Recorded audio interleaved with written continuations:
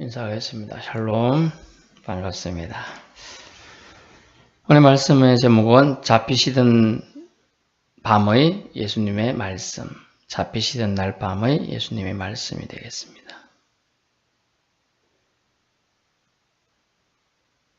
먼저 32절부터 42절까지 말씀을 보면요.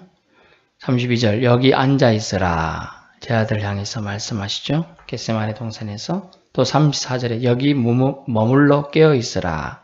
베드로, 야고보, 요한만 말씀하세요. 그 다음에 37절에 시몬아 자느냐라고 말씀하고 있어요. 처음에는 12명 전체, 제 아들 전체에 말했고요. 그 다음에 3명, 베드로, 야고보, 요한. 그 다음엔 시몬한테만 말했어요. 이렇게 말하신 이유들이 있겠죠. 예수님께서는 대상을 처음엔 제자들, 그리고 3명, 1명으로 축소하시면서 우리나라에도 이렇게 점청법, 정강법 이런 강조할 때 그런 하나 사용하는 법, 화법이 있는데 그런 어법들입니다. 이는 제자들을 차별한 것입니까? 그렇지 않아요. 오히려 제자들의 믿음, 충성도의 크기가 다름에 따라 감당할 수 있는 자리와 환경이 있음을 알려주고 있는 거예요. 처음에 12에 나오지 않지만 제자들 전체가 겟세마네 동산에 같이 갔습니다. 입구까지 간 것 같아요. 그런데 그들 안으로 들어가지 않고 여기 앉아 있으라 라고 말합니다. 낮에 하루 종일 돌아다니고 또 저녁에 또 만찬하고 얘기하고 또 어느 정도 이렇게 했었기 때문에 많이 피곤했겠죠? 그래서 이제 감당할 정도가 이제 다른 거죠. 그리고 3명만 이제 데리고 갑니다. 기도하시러 갔는데. 3명은 아마 예수님이 기도하러 가는 장면들을 감당할 수 있는 그 정도의 믿음이 되는 거예요. 왜냐하면 이 3명은 어땠죠? 변화산에서 예수님이 변모된 모습도 본 사람들이기 때문에 이해의 폭이 체험한 사람과 안 한 사람의 차이 엄청나죠.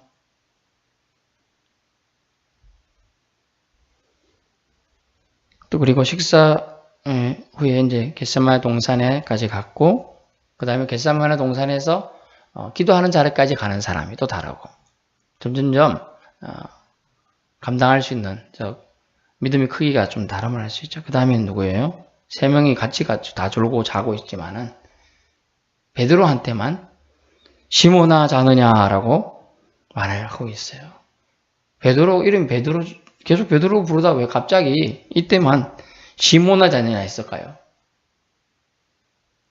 시몬이 뭔 뜻이라고요?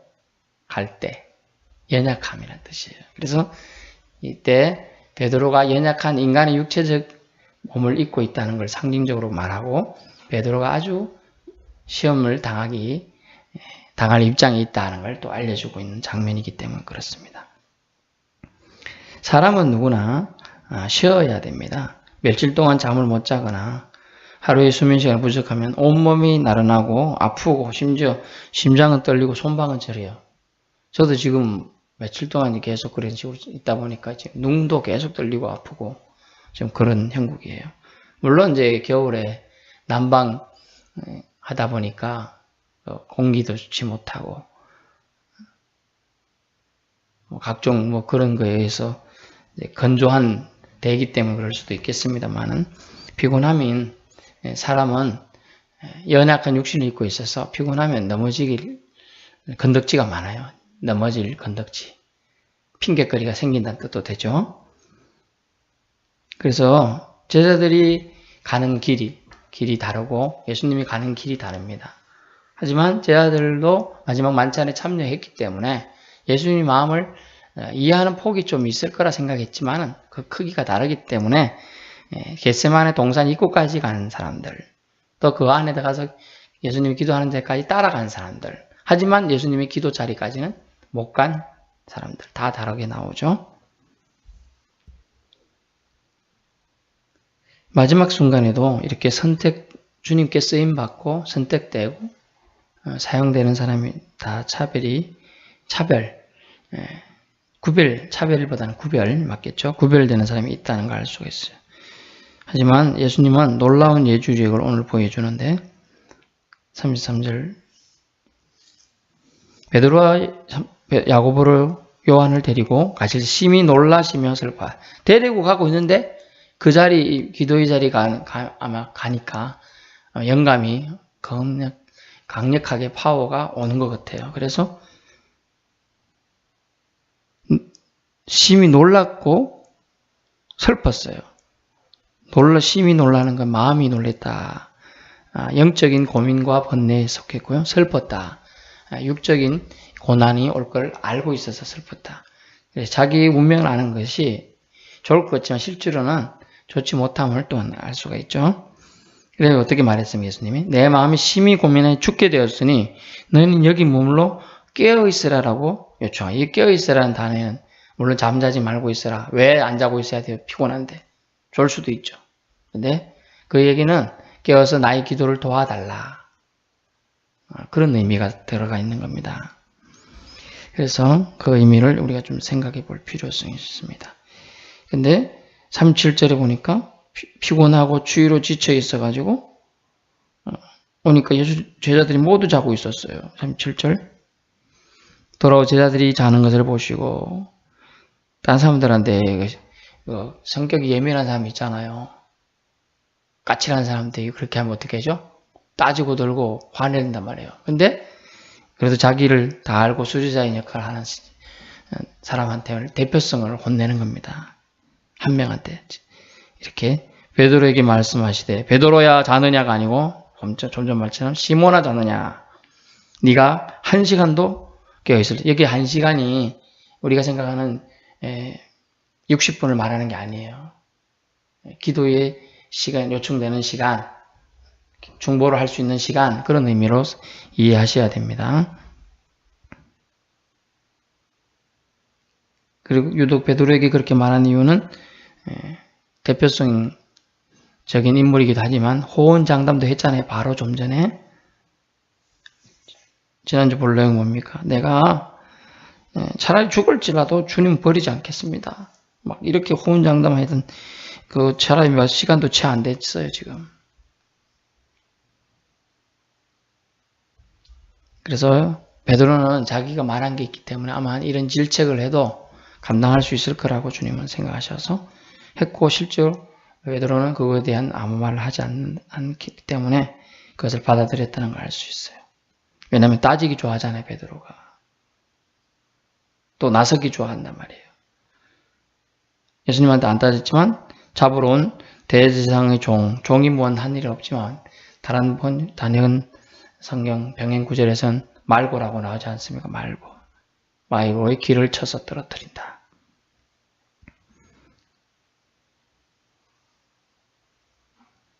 다른 누군가에게 어떤 사람은 그 말에 실족하지 않는데 어떤 사람은 실족할 수 있기 때문에 예수님은 제자들이 믿음의 단계에 맞게끔 그 자리에 데리고 가시고 그런 말들을 한다는 거죠. 그런 배려의 마음이 있어야 한다는 걸 알 수가 있어요. 예수님의 교육 방침은 가르침은 맨투맨에 가까워요. 사실은 맨투맨에. 그 사람이 필요에 맞게끔 그 사람이 믿음의 단계에 맞게끔 얘기해 주신다는 거예요. 우리가 학원에 가서 공부를 안 해본 사람도 많겠지만 제가 예전에 공부할 때 갔다 그러면 저희 교회 한 4배 정도 한 6배 정도 되는 크기가 있었어요. 광장급의 신림동에 있었죠. 그럼 수백 명이 앉아 있어요. 최소 500명 정도 앉아 있다고요. 근데 그 사람들이 강사는 자기 아는 것만 이렇게 얘기합니다. 그러면 강의를 좀 들은 사람이라든지 낯익은 사람들은 이러고 있어요. 모르는 사람은요 막 적고 있어요. 더 모르는 사람은요 막 녹음해요. 그걸 모르니까 알아들으려고 집에 가서 다시 들어보려고 막 사람마다 다 다르게 반응하고 있는데 맨투맨식 예수님 교육법은 그들이 질문하면 질문에 맞게끔 대답 항상 해주시고 그들의 믿음이 거기에 맞게끔 임무를 맡긴다는 거죠. 그래서 시험에 들어 다른 사람이 낭망을 실족해 하지 않기 위해서 이렇게 했다는 부분들을 우리 이해해야 됩니다. 주님의 기도가 오늘 나오는데 몇 가지 나오죠? 주님의 기도법을 보면 먼저 주님은 사명을 앞둔 기도를 드렸어요. 32절 보면 사명 앞둔 기도. 내가 기도할 동안에 너희는 여기 앉아 있으라 라고 자기는 뭔가 기도할 동안이라고 표현했기 때문에 기도할 거리, 기도할 제목이 있다는 거죠. 이해되시나 모르겠습니다.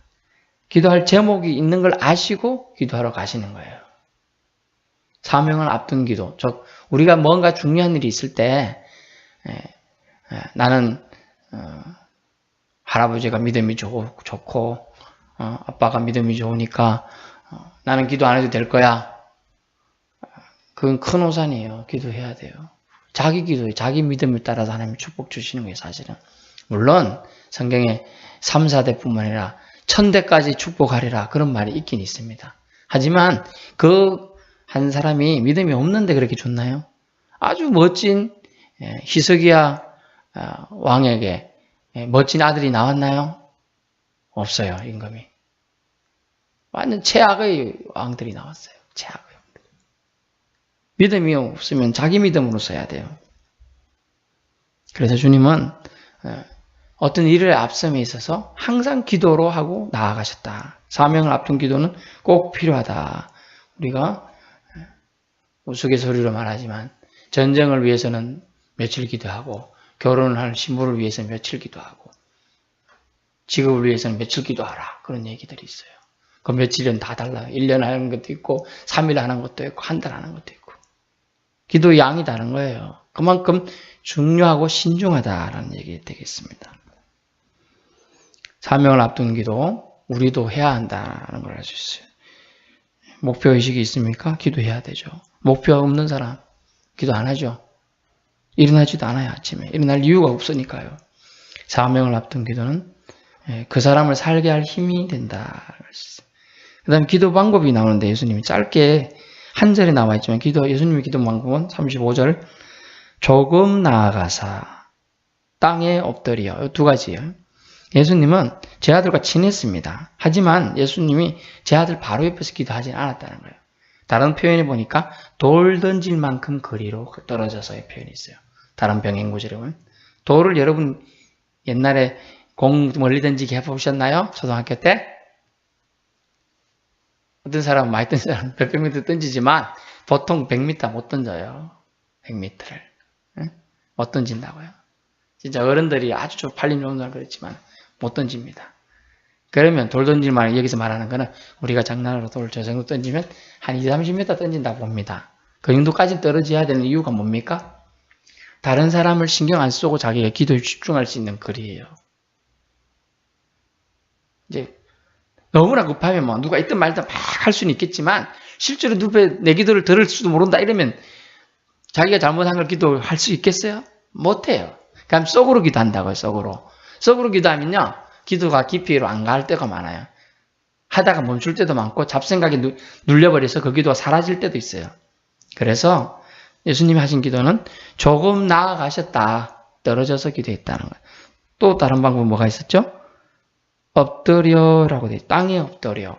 여러분 자리에 일어나가지고 그 바닥에 무릎 꿇고 앉아보세요. 그러면 잘할 것 같아요? 안 한단 말이에요. 잘. 근데 예수님은 맨 땅에 가셔서 무릎 꿇고 기도하시는 거예요. 기도의 자세도 중요함을 하세요. 예수님은 하나님의 아들이잖아요. 하나님 아시죠? 저 앉아서 할게 편하게 이렇게 할 수도 있잖아요. 근데 예수님은 긴급하고 중요하며 이제 자신의 운명이 걸린 사명을 앞두고 있고 전 인류의 운명이 걸린 사명 앞에 무릎을 꿇을 수밖에 없는 절박함이 이 짧은 구절에 담겨 있어요. 기도의 방해를 받지 않겠다는 조금 나아가셨고 땅에 엎드렸다는 뜻으로 하나님한테 자기 자신을 하나님의 뜻을 완전히 받겠다는 뜻으로 부복이라는 단어를 썼거든요. 한자로 엎드려 구부려서 무릎을 꿇고 받겠다. 중국에는 보니까요. 자기가 뭔 잘못을 했다든지 뭘 하면 상대방이 처분을 구한다는 뜻으로 하는 행동을 제가 봤는데 정말 독특하더라고요. 상대방 앞에 무릎을 꿇어요. 반목으로 꿇습니다. 그 다음엔 그냥 이렇게, 물론 중국 무술영화에서 그렇지. 완전히 누우면 등을 보고 눕는 게 아니고 배가 땅에 가도록 누워요. 그리고 이렇게 처분을 기다리고 완전히 있어요. 그러면 상대방이 어떻게 처분하냐. 하고 싶은 대로 할 수 있어요. 목을 자를 수도 있고 팔목을 끌 수도 있고 다리 여기 그걸 끊을 수도 있는 거예요. 난 당신이 처분을 따르겠다. 이런 뜻으로 하는 거예요. 그런 의미로 동양과 특히 중국 쪽에는 쓰는데 이 엎드린다. 하나님의 뜻을 완전히 받겠다는 뜻으로 예수님은 하나님의 아들이시지만 인간으로서 드릴 수 있는 최고의 모습으로 또 나아가고 있는 모습이에요. 이 기도 자세는 아주 중요합니다. 세 번째 예수님이 하신 기도 방법은 뭐냐면 하나님의 뜻을 알기 원하는 기도를 드렸죠. 36절 보세요.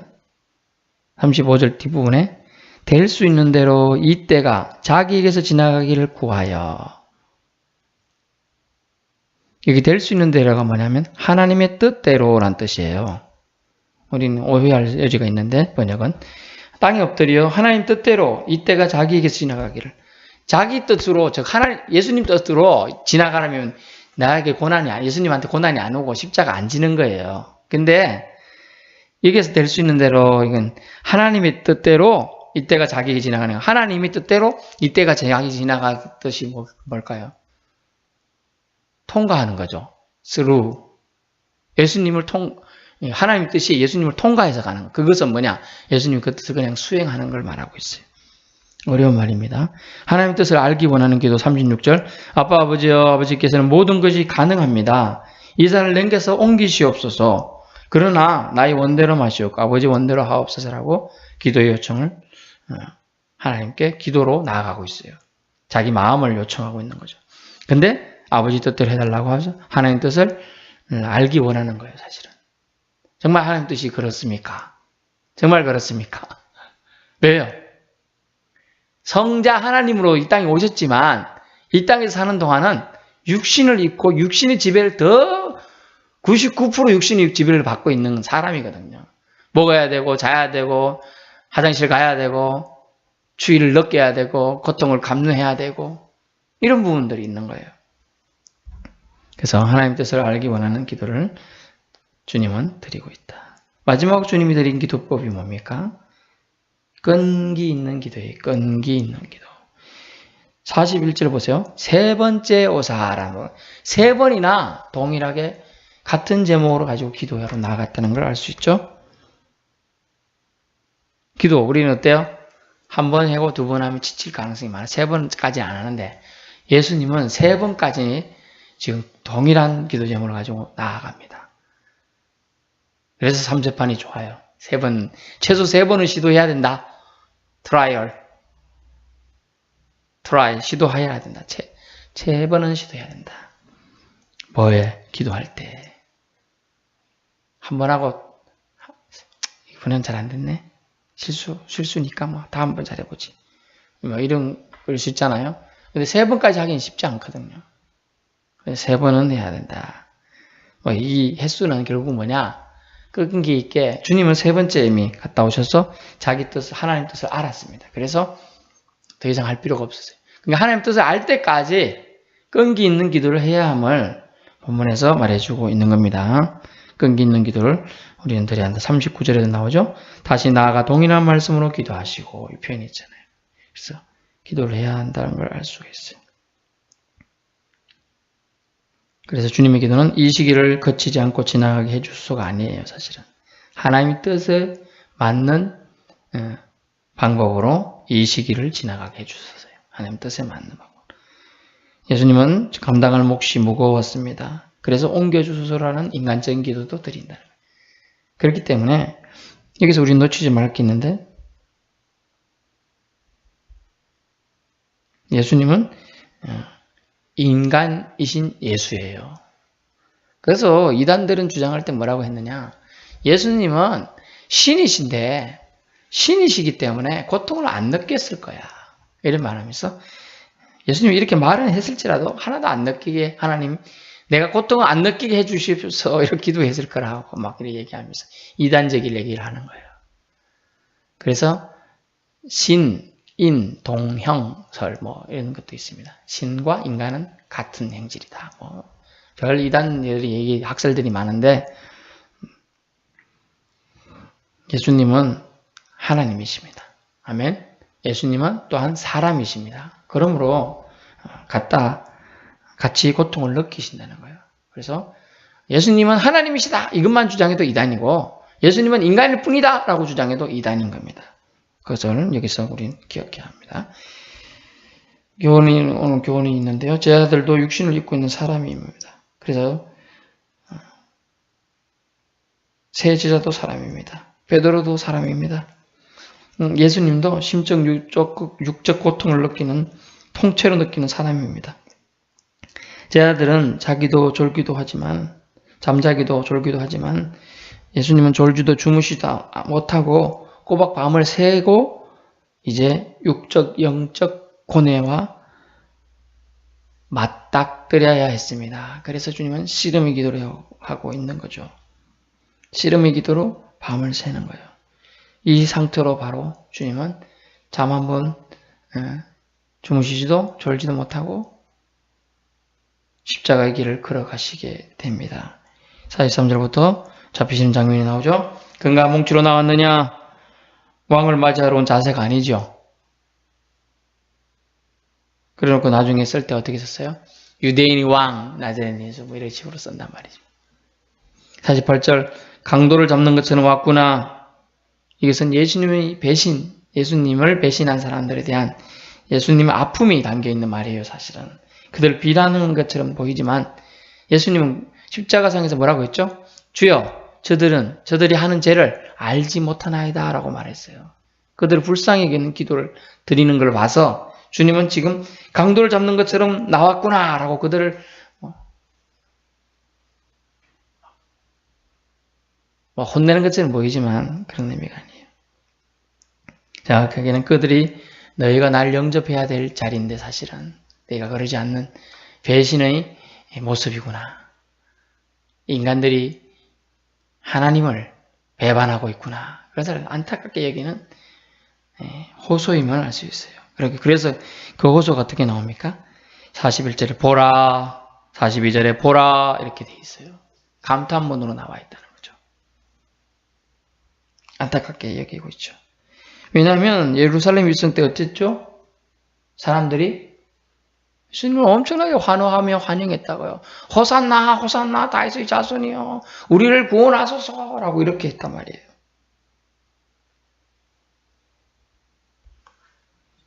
그때는 대낮이었지만 지금은 한밤중 아주 어석한 시각. 무슨 일이 일어나도 사람을 죽여도 모를 그런 시각이에요.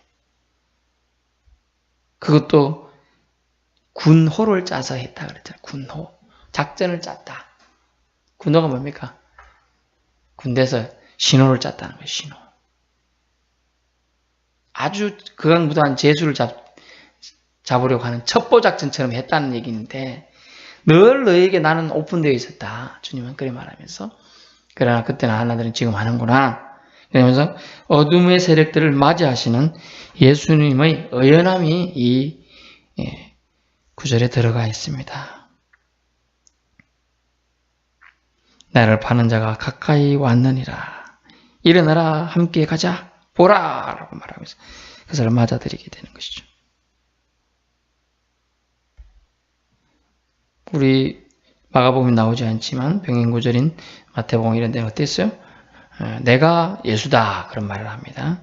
그리고 그 주위에 있던 사람들이 물러나면서 다 엎드러져요.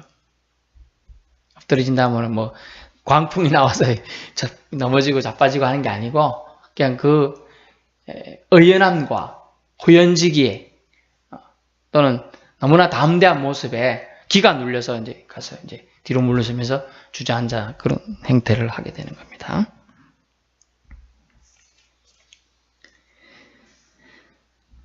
(51절에) 보니까 한 청년이 나오는데 이게 다른 본문에는 안 나오는데 마태, 마가, 누가, 요한에서 안 나오고 마가복음만 나오는데 벗은 몸에 배 혼니물을 두르고 예수를 따라간 사람이 있었는데 그의 몰골이 어떻습니까? 배 혼입을 버리고 벗은 몸으로 도망했다고 나와요. 그럼 이 사람 누굴까요? 이 사람이 마가 요한이에요. 자기에 대한 얘기를 썼어요.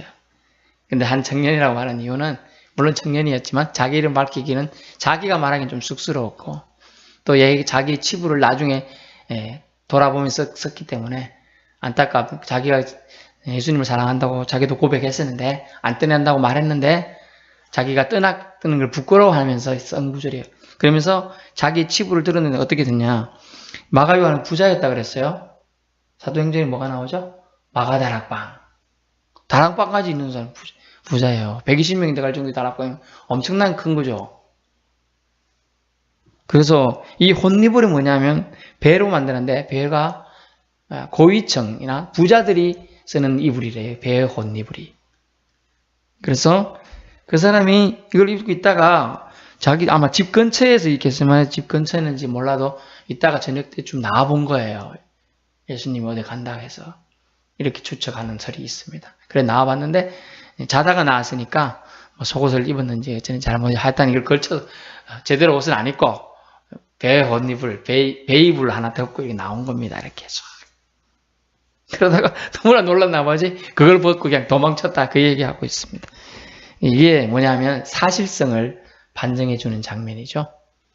이 얘기가 거짓말이 아니고 이것을 진짜로 체험한 장면을 썼다. 전에도 말씀드렸지만 사실이다라는 걸 얘기하고 있는 겁니다. 결론입니다. 가장 힘들 때 육체적 피로가 최고조에 달할 때 영적인 시험과 환난이 같이 엎친 데 덮친 격으로 오고 있음을 우리는 보게 됩니다. 예수님도 아주 힘들죠. 피곤해죠. 하루 종일 제 아들은 누워서 예수님의 설교를 듣고 이렇게 있지만 예수님은 그 설교하고 또 자기를 팔 걸 알고 있었기 때문에 그 마지막 만찬 때 집례하면서 긴장하고 있었고 회개할 기회를 받고 그거 바랬지만 그의 눈 속에 가룟 유다의 눈에는 그런 눈빛이 아니었어요. 그 안타까움과 슬픔 또 그걸 또 자기가 걸어갈 길을 아시고 또 주님 와서 기도해야 되는데 제 아들은 다 졸면서 잤는데 자신은 밤새도록 땀방울이 핏물 될 정도로 보일 정도로 핏물같이 떨어진 것을 보면 그 추운 날 여러분 기도 진짜 열심히 해보세요. 땀방울 한 방울 떨어지기 정말 어려워요. 추운 날. 더운 날에는 땀이 비질비질 날 수 있습니다만은 추운 날에는 이 실내 사람들 공기 막힌 곳에서는 그게 가능할 경우도 있어요. 저도 아무튼. 그렇지만 바깥에 야외에서 바람 춥단 말이에요. 야외. 왜냐면 이제 배들 나중에 따라가잖아요. 추워가지고 날씨 추운 거로 뭐 했다고요? 모닥불 피워나고 있었단 말이에요. 그럼 춥다는 거잖아요. 응? 그 추운 날인데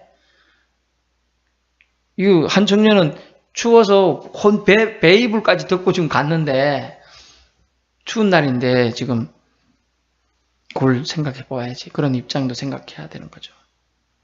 그런데 예수님은 그걸 한심도 안 주무시고 이 길을 가고 있고 가려고 하고 계신다는 거죠. 사람들은 연약하다는 걸 알 수 있어요. 성경을 통해 우리가 말로 장담해도 육체적 한계를 입고 있는 우리는 그것을 하나도 감당하지 못함을 알 수가 있어요. 그리고 연약한 인간이에요. 그러면 우리는 어떻게 해야 되죠? 강하신 분, 우리 연약함을 긍휼히 여겨주실 수 있는 분에게 의지해야 된다는 거예요.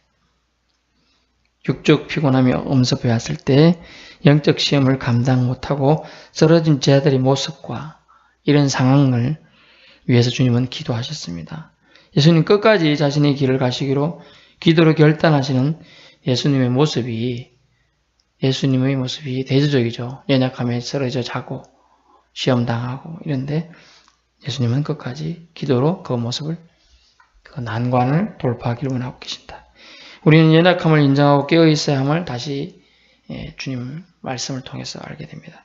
깨어있으라. 주님 오늘 말씀했어요. 여기 앉아있으라. 자라고 말 안 했어요. 34절에 깨어있으라. 37절에 깨어있을 수 없더냐? 38절에 깨어있어 기도하라. 계속 얘기하고 있는 거예요. 지금. 마지막 때일수록 시험이 닥쳐올 수 있도록 올 때 올수록 힘들고 지칠수록 눈을 뜰 수 없는 상황일수록 깨어 있어야 한다는 거예요. 시험을 견딜 은혜, 시험을 넘어설 은혜를 주시길 기도해야 한다는 것입니다. 예수님도 기도하셨으니 우리는 더더욱 기도해야 될 줄로 믿습니다. 기도하겠습니다. 주님 감사합니다. 예수님